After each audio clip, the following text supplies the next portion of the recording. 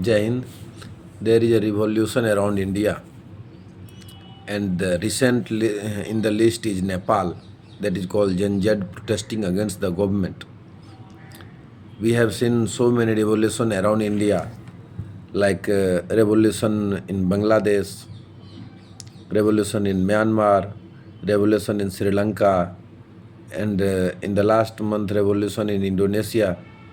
So I have tried to find a pattern around India and give a topic heading, that is revolution pattern. Will it touch India or not? Why I call it pattern? Because the same types of revolution occurred in Tunisia in 2010, and it is called Arab Spring. Why it is called Arab Spring? Because it affected so many countries around the Arabian Peninsula, and in the list there were Middle East countries like Egypt, Libya, Syria, Yemen, or we can say the North African countries. So let us talk about Nepal protest, that is Genz protest. Genz, we have talked about earlier, that is born between 1990 and 2010, and our finance minister, Honorable Nirmala Sitharaman ji, said them as a millennials, and you must be remembering the words he said in the parliament, that millennials don't want to buy a car, they don't want to pay EMI. So the millennials word is also used for Gen Z or Zoomers, digital natives, or I generation, because this generation is born with their smartphone and internets, and they are very pragmatic and having the strong online presence around the social media and all. So let's come back to the pattern. The latest edition is Nepal, so we will talk about the Nepal first. We have seen so many things, and we are listening continuously that there are so many things in the Nepal which triggered the revolution, like ban on the social media apps like Facebook, WhatsApp, Google's, YouTube's, X, formerly known as the Twitters. But the main point was a hashtag that is called Nepo Kids. Nepal's youth are suffering from rampant unemployment.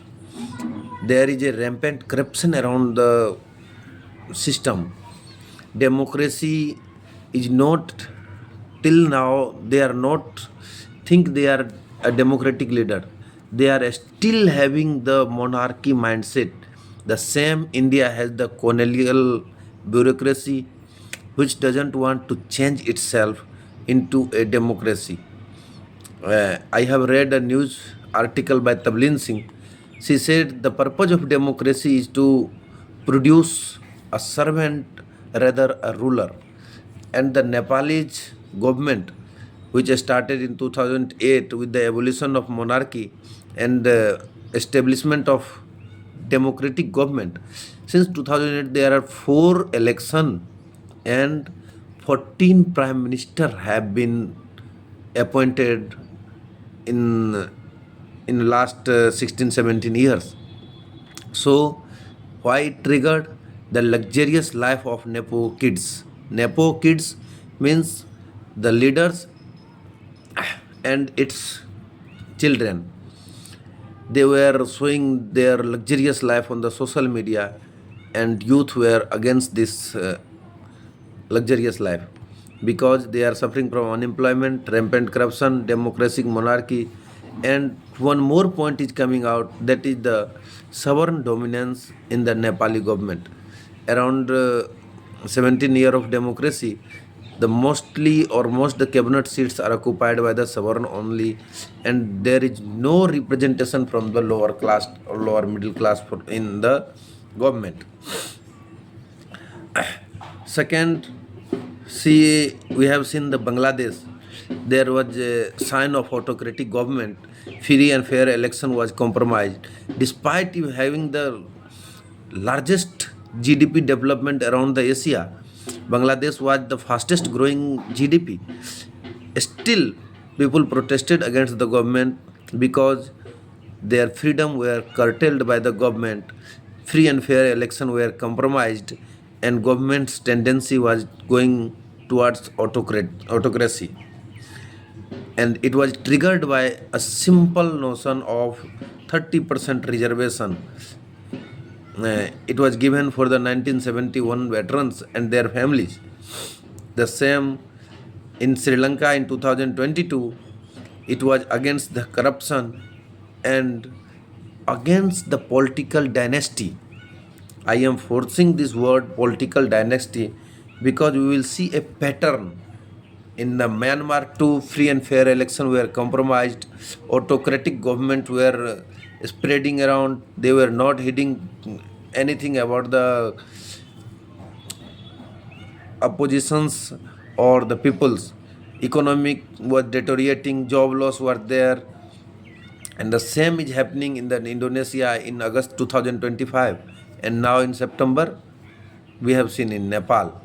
So will it touch India or not? Main contention is that. Why I am telling that it could touch India? Because it is happening around. The same happened in the Arab, started in Tunisia, and changed the area around Egypt, Libya, Syria, Indonesia, Yemen, and so many Arabian peninsulas world.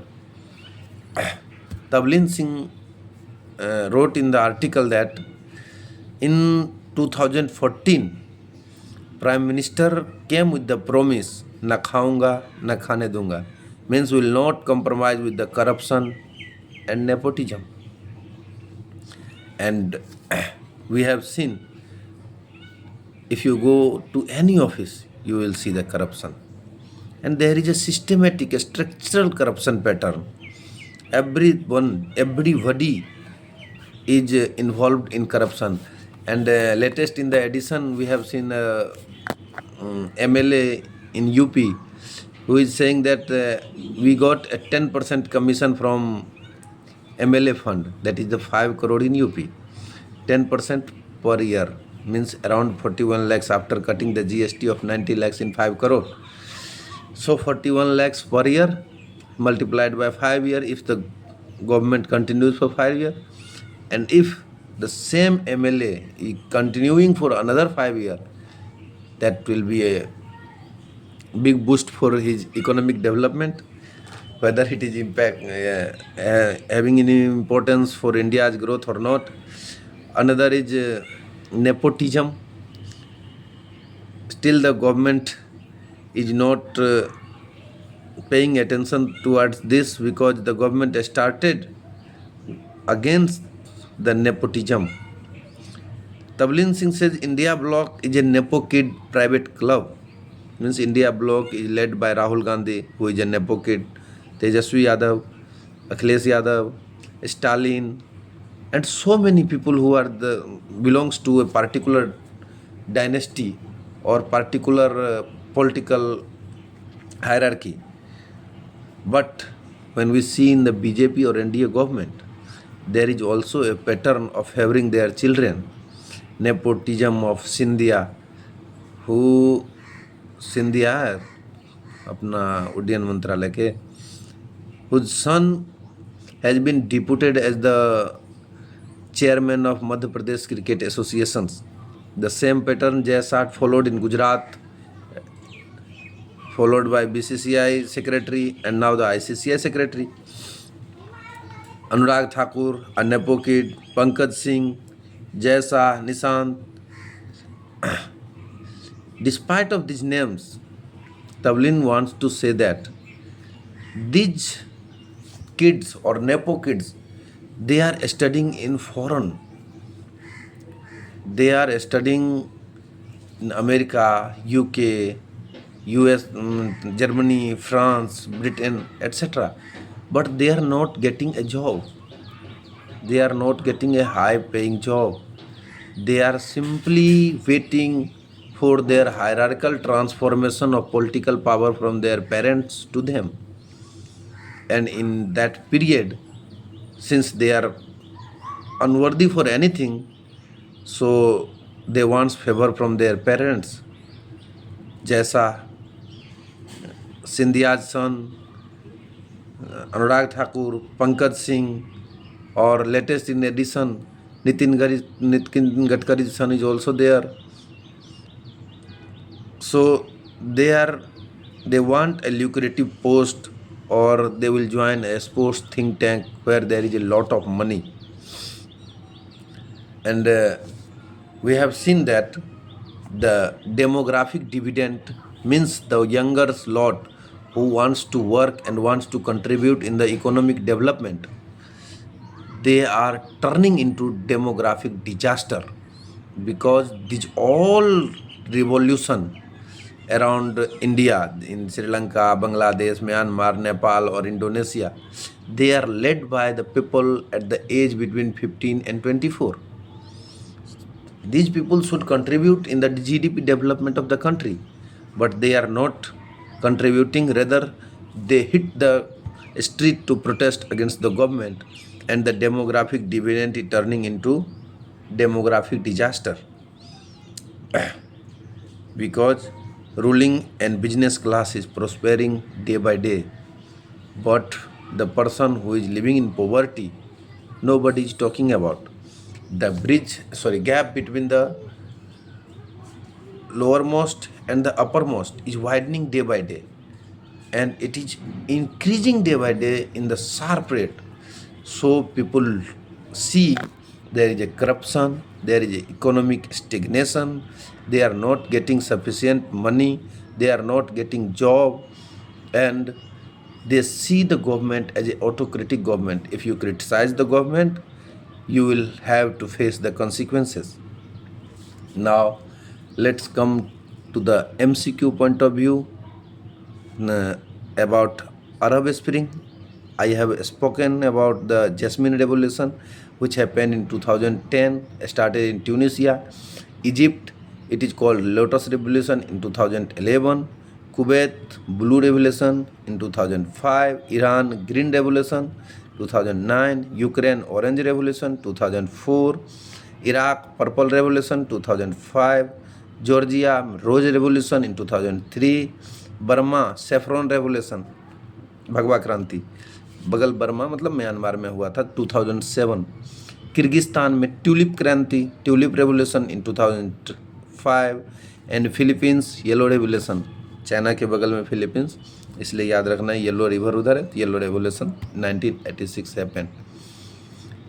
Dublin wants to say that the purpose of democracy is to produce servant, not ruler, and I agree with that.